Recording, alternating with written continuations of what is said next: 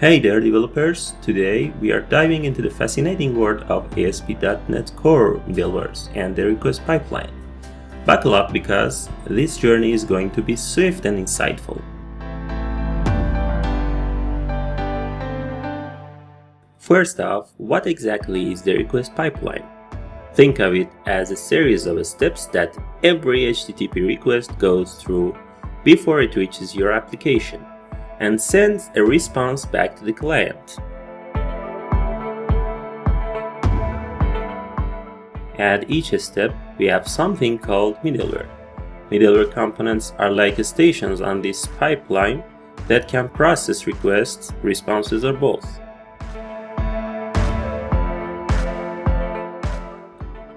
Middlewares can do a variety of tasks like logging, authentication, error handling, and more.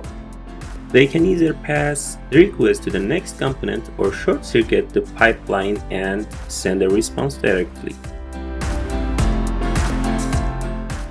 Now let's talk about the order of these middlewares. The order in which you register them in your startup.cs file is crucial as each request passes through them sequentially. Let's break down a typical middleware order and what happens at each step.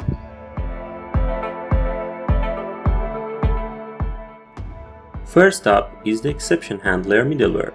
This catches any exceptions that occur during request processing and handles them gracefully. Think of it as a safety net for your application. Next, we have the HSTS middleware, which stands for HTTP Strict Transport Security. This adds a response header that instructs browsers to only connect to the server over HTTPS, enhancing security. Following that is the HTTPS redirection middleware. This middleware redirects HTTP requests to HTTPS, ensuring all communications are secure. Then we have the static files middleware. This one serves static files like HTML, CSS, images, and JavaScript directly from the server, without involving further processing.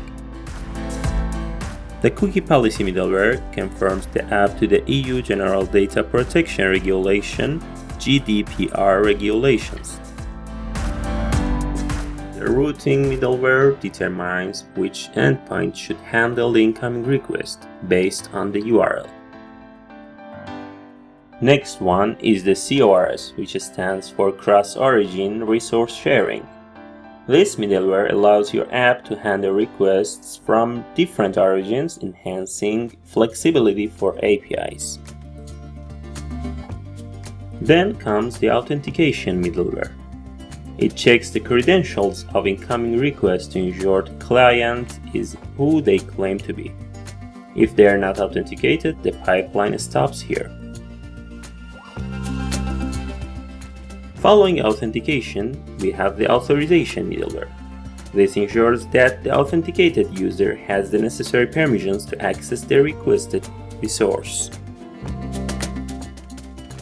Next, we have the session middleware. This manages user sessions, storing data across requests from the same user. You can also add your own custom middlewares at this stage. This could be anything specific to your application's needs, like logging, custom headers, or rate limiting. Finally, we have the endpoint. This is where a middleware pipeline hands off the request to the selected endpoint, which then processes the request and generates a response. After the response is generated, it travels back through the pipeline, allowing middlewares to modify it on its way back to the client. The endpoint middleware in the diagram executes the filter pipeline for the corresponding app type MVC or Razor pages. And there you have it, the ASP.NET Core middleware request pipeline in a nutshell. Understanding this flow helps you build robust and efficient web applications. If you found this video helpful, give it a thumbs up and subscribe for more tech insights. Until the next time, keep coding.